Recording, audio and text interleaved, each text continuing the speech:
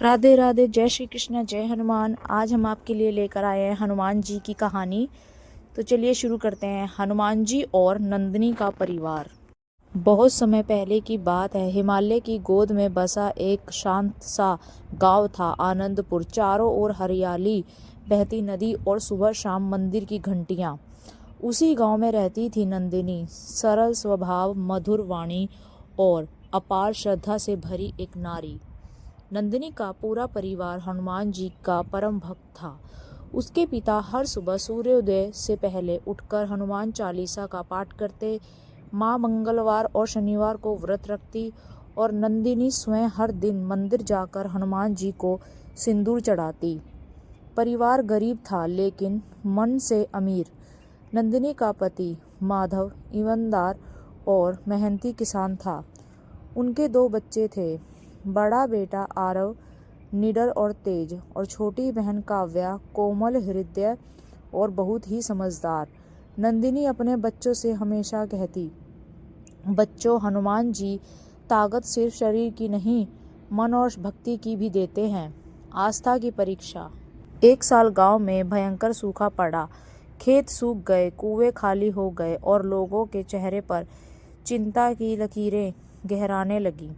माधव की फसल भी पूरी तरह से नष्ट हो गई। घर में अनाज खत्म होने लगा।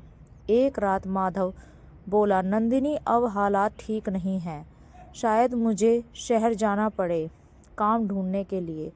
नंदिनी की आंखें भर आई, पर उसने खुद को संभालते हुए कहा, जो भी होगा हनुमान जी की इच्छा से होगा। आप जाइए, मैं यहाँ बच्चों और माता पिता का ध्यान रखूंगी। माधव शहर चला गया। दिन, हफ्ते और फिर महीने बीत गए, पर कोई खबर नहीं आई। गांव में लोग बातें करने लगे, शायद माधव लौटेगा या नहीं, पर नंदिनी का विश्वास अडिग था। हर रात वह बच्चों के साथ दीप जलाकर हनुमान जी के सामने बैठती और कहती, पवन पुत्र, मेरे परिवार की रक्षा करना, अपनी कृपा बनाए रखना। अंधकार की रात। एक रात भयंकर तूफान आया। बिजली कड़क रही थी, बारिश मूसलाधार थी। अचानक गांव के पास की नदी उफान पर आ गई। पानी गांव की ओर बढ़ने लगा। लोग इधर उधर भागने लगे। नंदिनी ने बच्चों को सीने से लगाया और मंदिर की ओर दौड़ी। मंदिर ही गांव की सबसे ऊंची जगह थी, लेकिन रास्ते में काव्या का पैर फिसल गया और वह बहते पानी की ओर खिसकने लगी। काव्या, नंदिनी चीखी। नंदिनी ने बिना सोचे समझे पानी में छलांग लगा दी। तेज धार, अंधेरा और डर, सब कुछ एक साथ। उस पल नंदिनी ने आंखें बंद की और दिल से पुकारा, हे बजरंगबली, मेरे बच्चों को बचा लो, अपनी कृपा करो। चमत्कार। अचानक ऐसा लगा जैसे समय थम गया हो और तेज हवा के बीच एक अद्भुत शक्ति प्रकट हुई। लाल आभा, विशाल रूप और आंखों में करुणा। हनुमान जी स्वयं वहां थे। उनकी गदा जमीन पर पड़ी और जैसे ही उन्होंने नदी की ओर देखा, पानी का बहाव रुक गया। नंदिनी और काव्या को किसी अदृश्य हाथ ने थाम लिया। हनुमान जी ने कोमल स्वर में कहा, नंदिनी, तुम्हारी भक्ति ने मुझे बुलाया है। पल भर में वे सभी को सुरक्षित मंदिर के प्रांगण में पहुंचा देते हैं।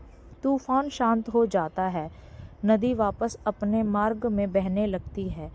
नंदिनी और बच्चे हनुमान जी के चरणों में गिर पड़ते हैं। प्रभु, आपने हमारे प्राण बचा लिए। हनुमान जी मुस्कुराते हैं, मैं हर उस परिवार के साथ हूँ जहाँ सच्ची श्रद्धा और प्रेम भक्ति है। इतना कहकर वे अंत ध्यान हो जाते हैं। नई सुबह। अगली सुबह सूरज नई उम्मीद लेकर उगा। गांव में यह खबर आग की तरह फैल गई। लोग मंदिर पहुंचे और नंदिनी के परिवार को सम्मान की दृष्टि से देखने लगे। उसी दिन दूर से एक परिचित आवाज आई, नंदिनी। वह माधव था, जो कि शहर में उसे दुर्घटना हो गई थी। इसलिए वह लौट नहीं पा रहा था। पर एक रात उसने सपना देखा। हनुमान जी ने कहा, तुम्हारा परिवार सुरक्षित है, अब घर लौटो और उनका ध्यान रखो। माधव लौट आया। परिवार फिर से एक हो गया। कुछ ही समय बाद बारिश हुई, खेत लहलहा उठे और गांव फिर से समृद्ध हो गया। कहानी की सीख।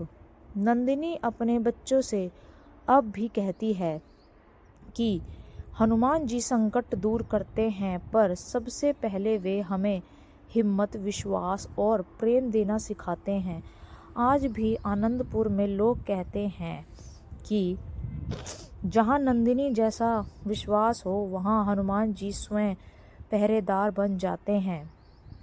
यह थी हमारी आज की कहानी। हमारी कहानी आपको थोड़ी सी भी अच्छी लगी हो तो हमारे चैनल को सब्सक्राइब, वीडियो को लाइक, शेयर ज़रूर करें। मिलते हैं अगली एक और नई कहानी में। तब तक के लिए राधे राधे। जय श्री कृष्णा, जय बजरंगबली।